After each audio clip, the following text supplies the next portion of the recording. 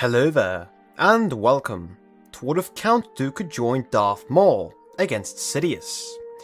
Our story begins during the final years of the Clone War, when the galaxy is already collapsing under the weight of endless conflict. The Republic and the Separatists tear each other apart across countless systems, while hidden above it all like a shadow cast across the stars themselves, Darth Sidious continues controlling both sides of the war exactly as planned. But this story does not begin with the Jedi, it begins with doubt.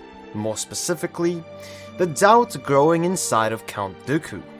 Not long before this moment, Darth Maul had been defeated and captured on Mandalore by Sidious himself, dragged before his former master in chains, beaten and humiliated.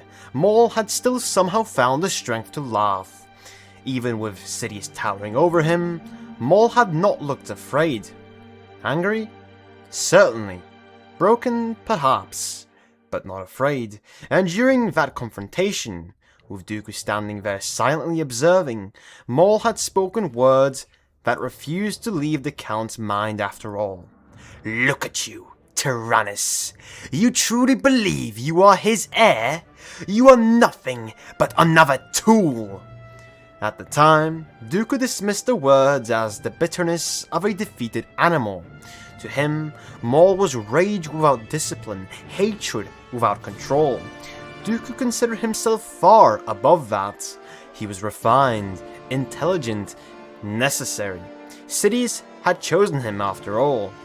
But the more Dooku thought about Maul's words, the more uncomfortable they became, because Maul had once been Sidious's apprentice. And look what happened to him. Replaced, discarded, hunted. Back on Sereno, Dooku found himself sitting alone for hours inside his palace chambers, while reports from the Clone Wars piled untouched beside him. Entire fleets fought in his name. Worlds burned while politicians argued in Senate halls.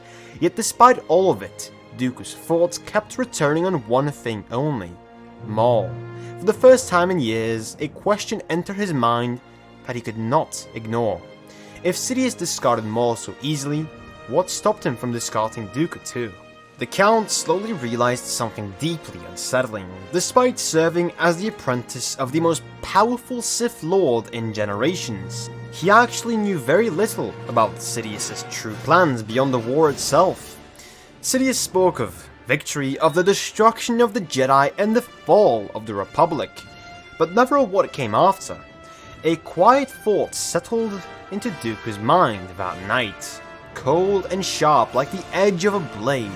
A master who never speaks of the future to his apprentice may never intend for that apprentice to exist within it. That thought alone was enough. Without informing Sidious or the Separatist Council, Dooku secretly departed Sereno and traveled deep into Separatist territory to a hidden high-security prison facility where Maul was being held under constant guard. The prison felt dead. Cold metal corridors stretched endlessly through darkness, while squads of battle droids stood motionless along the walls. Even the guards seemed uneasy there. Maul's presence alone poisoned the atmosphere around him. Eventually, Dooku reached the final chamber. Maul sat motionless in the darkness, chains hanging from his wrists, his tattooed face barely visible beneath the dim prison lighting. He didn't even turn around when Dooku entered. Instead, a low chuckle escaped his throat. "Well," Maul growled quietly, "look who came." Dooku stood calmly before the energy barrier, hands folded behind his back. "The Sith Pretender himself. Tyrannus, just another pawn of Sidious." Dooku narrowed his eyes slightly. "And you," he said coldly, "care to explain yourself?" For a moment, Maul said nothing. Then slowly, he rose to his feet and turned toward Dooku fully. "Explain?" Maul repeated. "You seek explanation now!" He stepped closer to the barrier, yellow eyes looking directly into the Count. "The explanation is all around you! Look at the war, look what you helped create! Entire worlds burn while Sidious watches from the shadows!" His voice lowered. The explanation stands before me. It stands within you, within me. We are all parts of it. Dooku frowned slightly. You speak in riddles, Maul grinned immediately. Do I? Silence filled the chamber for several seconds before Maul stepped even closer to the barrier. You know what truly brought you here tonight, Tyrannus? He asked quietly. Dooku did not answer, and Maul's grin widened. Fear. The word landed harder than Dooku expected, not because he feared Maul, but because part of him already feared the possibility that Maul was right, and Maul could see it immediately. It brought you straight back to me. Back on Sereno, Dooku found himself thinking more than he had in years. What Maul had done was not convince him outright. Dooku was far too intelligent for that, of course. He was not about to throw away decades of planning because of the words of a prisoner, but Maul had done something far more dangerous than convince him. He had forced him to ask questions, and those questions appeared. They refused to leave his mind. The Count spent days reviewing everything he knew about Sidious's plans. Every promise, every conversation, every carefully chosen word. According to Sidious, once the Clone Wars ended, the Republic would fall, the Jedi would be destroyed, and a new empire would rise from the ashes. Sidious would rule the galaxy, while Dooku would supposedly help build a new Sith Order, reforming the galaxy into something stronger than the Republic had ever been. It was a vision Dooku had once believed in completely. Now, he wasn't so sure, because one problem kept appearing every time he thought about the future. Anakin Skywalker. Sidious spoke of Skywalker constantly, sometimes directly, sometimes indirectly, but always with interest, always with purpose. Dooku could not understand why. If he was truly Sidious's chosen apprentice, then why did Skywalker matter so much? Sidious claimed that, after the war, Skywalker would become an enforcer for the Empire, a powerful servant who would hunt down enemies and maintain order. But the explanation made little sense. Skywalker possessed enormous potential, yeah. Even Dooku could see that. Why would Sidious keep someone so powerful around merely to enforce his rule? The answer slowly revealed itself. He wouldn't. A man like Sidious did not create rivals, he eliminated them. Maul had been replaced, Dooku was being prepared for replacement. And if Skywalker ever fulfilled his purpose, perhaps even he would one day be replaced as well. For the first time since joining the Sith, Dooku genuinely believed that Maul had spoken the truth. Sidious did not want an apprentice. He wanted tools. And once a tool had served its purpose, it was discarded. A small smile appeared on Dooku's face. Very clever, my master, he murmured quietly. But not clever enough. The Count immediately began constructing a plan. He needed Maul, not because he trusted him, and certainly not because he liked him, but because Maul had hated Sidious more than anyone else in the galaxy. Hatred could be dangerous, but, properly directed, it could also be useful. The problem was Dathomir. Mother Talzin was powerful, ambitious, and unpredictable. If Dooku freed Maul, only for Talzin to gain influence over the situation, he could easily replace one problem with another. No.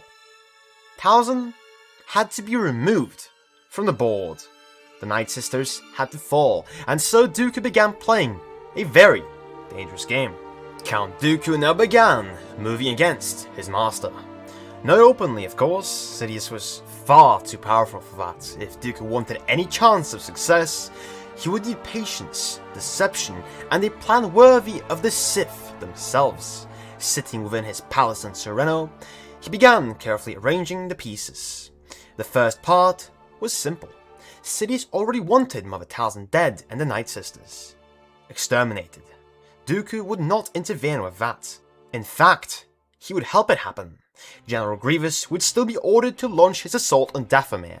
Talzin would still fall. The Night Sisters would still be wiped out.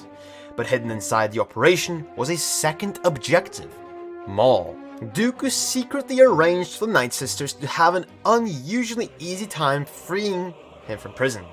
Certain patrols would be missing, certain security measures would fail, and by the time anyone realized what had happened, Maul would already be back on Dathomir.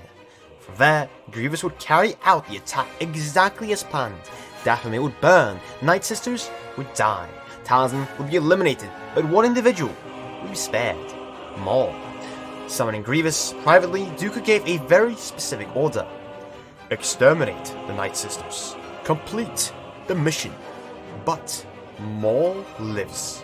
The cyborg general simply nodded. As you command, my lord. Grievous did not ask questions. Dooku told him Maul might prove useful later and that Sidious did not need to know the details. That was enough for the general. Finally, Dooku arranged for a small encrypted communicator to find its way into Maul's possession. When Dathomir inevitably fell and Maul found himself alone, hunted and with nowhere left to run, he would use it, and Dooku would answer. He would provide the escape route. He would save Maul from Grievous' armies, and from Maul's perspective, the truth would appear obvious. Sidious and Grievous would be responsible for the destruction of Dathomir and the death of his people, while Dooku would be the one man who reached out a hand when everything else had been taken away. As the Count looked out across the stars of Sereno, a small smile appeared on his face. For years, he had played Sidious's game. Now, he was beginning to play his own. The brilliance of Count Dooku revealed itself not in battle, but in planning. Once every piece had been set into motion, events unfolded almost exactly as he had predicted. The Night Sisters successfully freed Maul from captivity. Just as arranged, the communicator found its way into his possession. Meanwhile, General Grievous launched the Separatist assault on Dathomir, and the planet descended into chaos as droid armies swept across its surface, exterminating everything in their path. At the same time, another battle unfolded elsewhere on the world. Mother Talzin faced both Dooku and Sidious in a final confrontation. Even together, they found the fight difficult. Talzin was every bit as dangerous as Dooku had believed. For a brief moment, it seemed as though she might disrupt the entire plan, but in the end, she fell. The Night Sisters lost their leader, and with Talzin dead, Sidious considered the matter settled. The Sith Master departed Dathomir satisfied. His enemy was dead. The Night Sisters were finished. Maul would soon be dead as well. Or so he believed. But Dooku knew better. As Grievous completed the extermination of Dathomir, Maul hid among the ruins of his shattered homeworld. One by one, everything he had known was burned away. Then, with nowhere left to run, he finally activated the communicator. Dooku answered immediately. No hesitation, no delay. Just as planned. A transport was dispatched, slipping through the chaos unnoticed. Grievous' forces continued their hunt, unaware that their true target was already escaping the planet. And by the time the Separatists realized Maul was gone, he was already halfway across the galaxy. And where could he possibly go? Castle Sereno. Standing on a balcony overlooking the mountains of his homeworld, Count Dooku watched the transport descend through the clouds, and for the first time since the scheme had begun, he had allowed himself a small smile. The plan had worked perfectly. Sidious suspected nothing, Grievous suspected nothing, Maul suspected nothing. Every piece had moved exactly where Dooku wanted it to move, because unlike everyone else involved, Dooku had known all the factors. He had known what Sidious wanted, he had known what Grievous would do, he had known how Maul would react. And when Count Dooku possessed all the information, there were very few beings in the galaxy who could match his brilliance. As the shuttle landed within the courtyard and Maul stepped onto Sereno, exhausted, furious, and believing Dooku to be the savior, the Count realized something important. The game had truly begun, and for the first time in many, many years, he was no longer playing for Sidious. Oh no, he was playing against him. The following days on Sereno were spent almost entirely in discussion. Maul remained within the castle, recovering from everything that had happened on Dathomir, while Dooku carefully continued building the alliance exactly as he wanted it. To Maul, it seemed as though Dooku had finally opened his eyes to the truth about Sidious. The Count spoke of betrayal, of lies, of being used by a master who cared only for himself. He spoke with conviction and even with anger at times. To Maul, it sounded genuine. Privately though, Dooku found the entire thing rather amusing. He still viewed Maul as what he had always been. Powerful, dangerous and useful, but ultimately unrefined. Maul was a creature driven by emotion. Rage was his strength, but it was also his weakness. Dooku understood that perfectly, yet he never allowed even the slightest hint of that opinion to show. Instead, he treated Maul as an equal. He listened to him. He respected his experiences. He even occasionally asked for his faults. It was a deception worthy of Sidious himself, and Maul, despite all his suspicions, slowly began accepting it. The conversations quickly turned toward the obvious question: how exactly were they supposed to kill Darth Sidious? Maul's answer was simple: find him, confront him, destroy him. However, Dooku knew it wasn't that simple. During one conversation, Maul recounted every single detail of his duel against Sidious on Mandalore. He described Savage's death. He described the speed of Sidious's attacks, the lightning, the laughter, the way he had seemed to be enjoying the fight. Dooku listened carefully to every word. The more he listened, the more one conclusion became impossible to ignore. The two of them alone were not enough. Could they challenge Sidious together? Certainly. But could they wound him? Well, perhaps. Could they defeat him, though? That was far, far less certain. Dooku himself had crossed blades with Yoda and survived. He had fought Obi-Wan Kenobi and Anakin Skywalker countless times throughout the Clone Wars. He knew exactly how powerful the greatest Jedi in the galaxy were. If Sidious stood above all of them, then charging him with only 2 Sith was not a plan. It was suicide. And so Dooku began thinking several moves ahead. The first issue was defeating Sidious. The second issue was what came after. That second problem interested Dooku even more.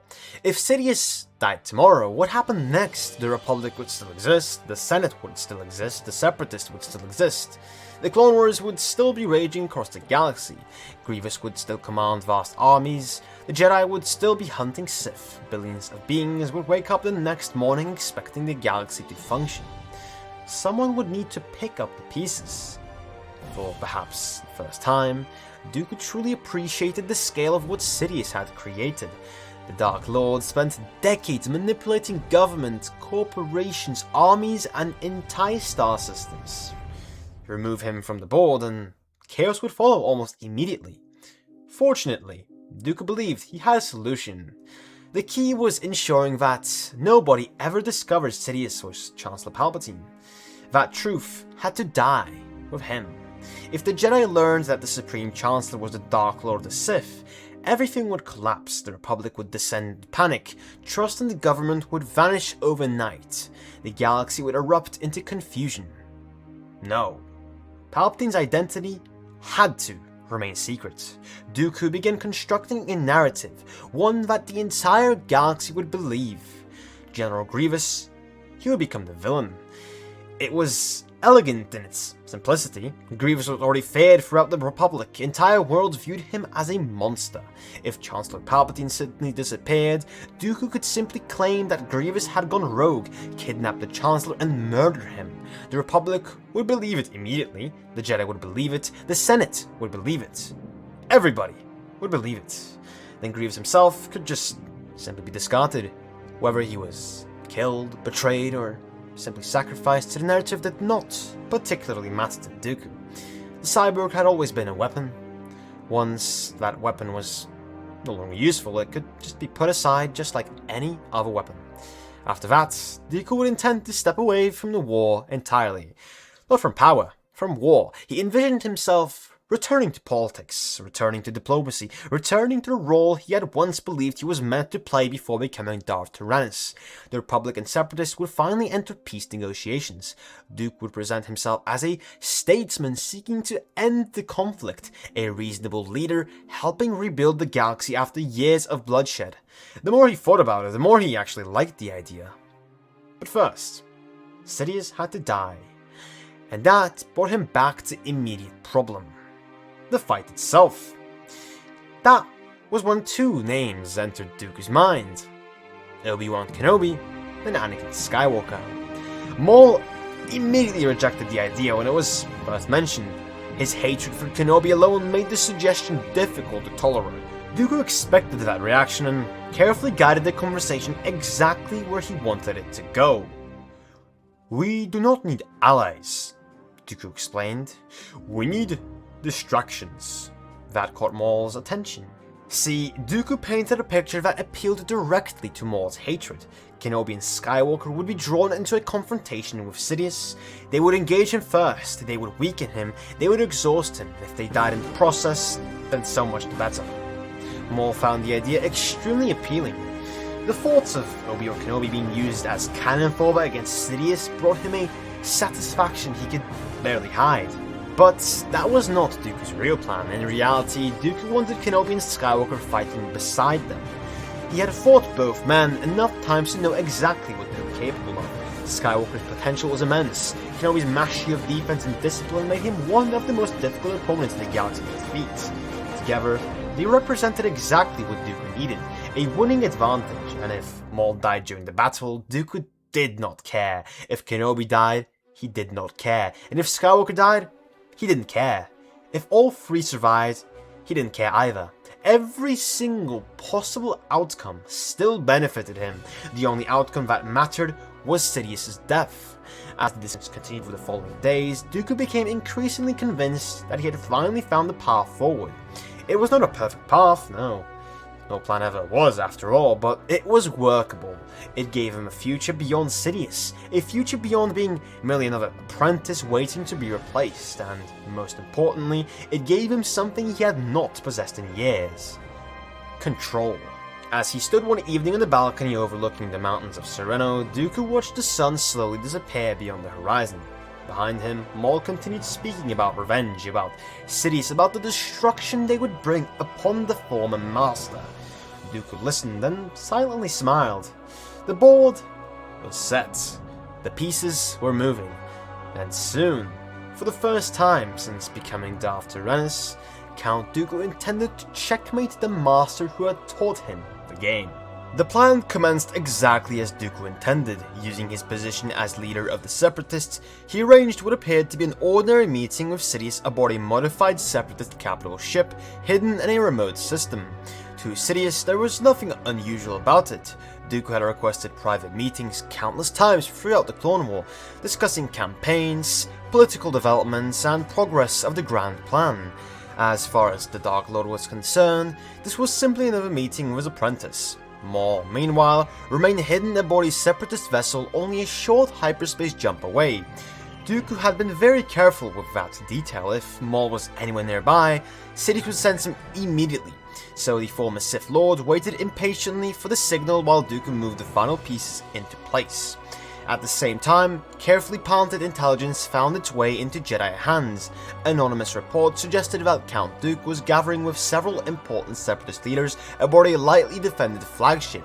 To the Jedi Council, it sounded like the opportunity they had been waiting for. If Dooku could be captured, it could become one of the biggest victories of the war. And just as Dooku expected, the Council selected Obi-Wan Kenobi and Anakin Skywalker for the mission. Everything was now in motion.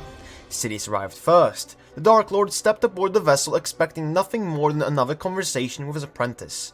Yet as he approached the command chamber, something immediately felt wrong. Through the Force, he sensed two familiar presences aboard the ship. Jedi. Powerful Jedi.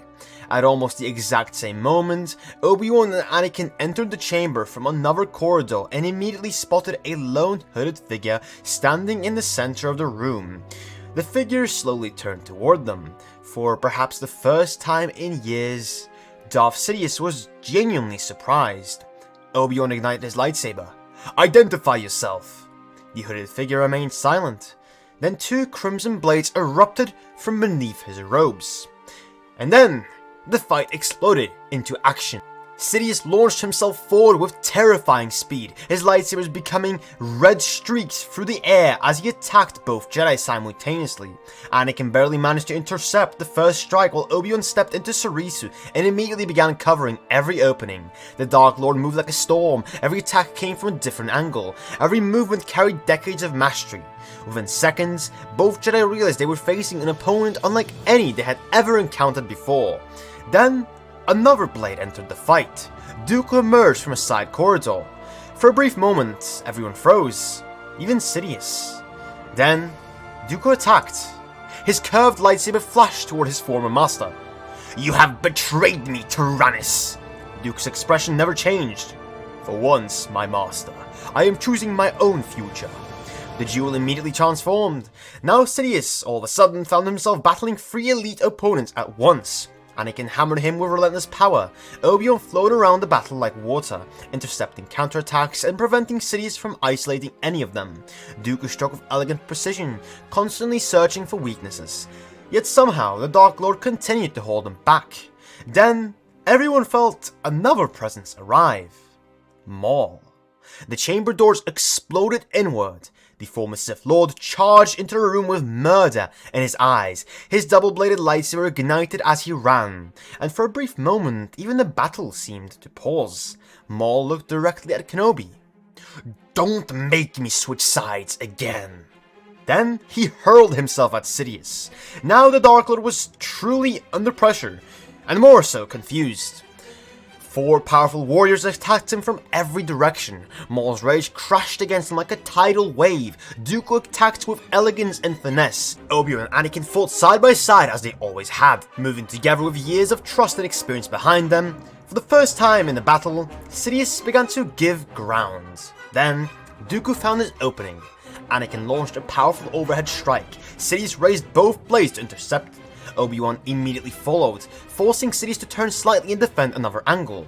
It lasted less than a second, but Dooku only needed that 1 second. His curved hilt lightsaber flashed forward. The blade sliced cleanly across Sidious' chest. Sparks erupted from the Dark Lord's robes as the strike carved a burning line from his shoulder down toward his abdomen. The wound was not fatal, but it was deep enough to scorch flesh and leave a blackened trail across his body. For the first time in the entire battle, Sidious cried out in pain. Everyone felt it. The Dark Lord had been wounded. Dooku stepped back slightly. A faint smile appeared on his face. "At last," he said calmly, "you can bleed." The look on Sidious's face became pure hatred. Gone was the calm politician. Gone was the patient mastermind. And for a moment, there was only rage. Then, the lightning came. A torrent of blue energy exploded from Sidious's hands and engulfed Dooku completely. The Count was thrown backward across the chamber as the consoles exploded around him. His lightsaber flew from his hands and his body smashed into a support pillar. But the damage had been done. For the first time in decades, Darth Sidious had been forced to fight for his life. The battle continued with even greater intensity. Sidious unleashed wave after wave of force lightning while all 4 of his opponents pressed him. Yet Maul's hatred ultimately became his downfall. Consumed by revenge, he overcommitted during one of his attacks. His defense opened for a fraction of a second, and that was all Sidious needed. 1 crimson blade flashed. Maul's head separated from his shoulders. The former Sith Lord collapsed instantly. Dead. Just like that. The battle never stopped. Anakin attacked harder than ever. Obi-Wan rejoined the assault after being hurled into a wall by a force push. Dooku recovered and moved back into the fight. Yet despite being wounded, Sidious remained terrifyingly powerful. Eventually, Dooku managed to knock one of Sidious's lightsabers from his hand. But the Dark Lord immediately retaliated. Lightning erupted once again, throwing the Count across the chamber. Then came the cruelest moment of the battle. As Dooku struggled to stand, Sidious reached for the Force and pulled his lightsaber back toward himself. The weapon shot across the room like a missile. At the same time, Sidious dragged Dooku directly into its path. The returning blade pierced straight through the Count's chest. Dooku froze. For a brief second, his eyes met Sidious's. And then, he simply collapsed. The mastermind behind the trap was dead. But his plan had already succeeded. Maul was dead. Dooku was dead. Yet Obi-Wan and Anakin Oh, they remained. The two Jedi advanced together. Sidious was exhausted. The wound across his chest was slowing him. The battle had gone on for far longer than he had expected. He unleashed another storm of Force lightning, but this time, the Jedi pushed through it. He attempted to recover his second lightsaber, but Obi-Wan prevented it. And step by step, the Dark Lord was forced backward. Then finally, the opening appeared. Obi-Wan shifted from defense to offense, forcing Sidious to commit entirely to blocking him. It lasted for only a single moment. Anakin surged forward, holding his own lightsaber and Sidious' second blade he had recovered. He drove both blades straight through the Dark Lord's chest. Sidious staggered, his remaining lightsaber slipped from his hand. And so, Darth Sidious fell. Only afterward did the truth emerge. The hood was removed. The face beneath belonged to none other than Chancellor Palpatine. The revelation shook the galaxy. The Clone War rapidly collapsed as the truth spread across both sides of the conflict. General Grievous was hunted down, the Separatist Council surrendered, the Republic survived, and, for the first time in 1,000 years, every Sith Lord involved in the grand plan lay dead. Years later, historians would debate what truly destroyed the Sith. Some claimed it was the Jedi. Others claimed it was simply destiny. Others said it was simply the will of the Force. But the answer was much, much simpler. For 1,000 years, the Sith had hidden in the shadows. They had grown stronger, smarter, more powerful. They had mastered manipulation. They had mastered deception. They had mastered betrayal. Yet in the end, after all their victories and all their plans, they were destroyed by the very thing they believed made them strong. The Sith taught that betrayal was the path to power. In the end, it became the path to extinction, and so, after 1,000 years of plotting, the Sith did not fall because of the Jedi. They fell because the darkness finally turned upon itself.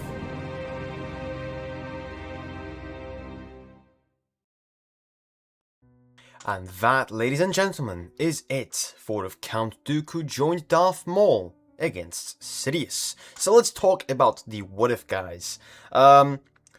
Of course, the mastermind of the whole plan is going to be Count Dooku. He's the intelligent one. And yes, the what if is what if Count Dooku joins Maul. Even though, Dooku is kind of doing most of it. The story revolves mostly around Dooku. Which I wanted it to be that way. I thought it would make it more interesting. More kind of like, not a straightforward story. More like intellectual, if that makes sense. I don't know if that makes sense.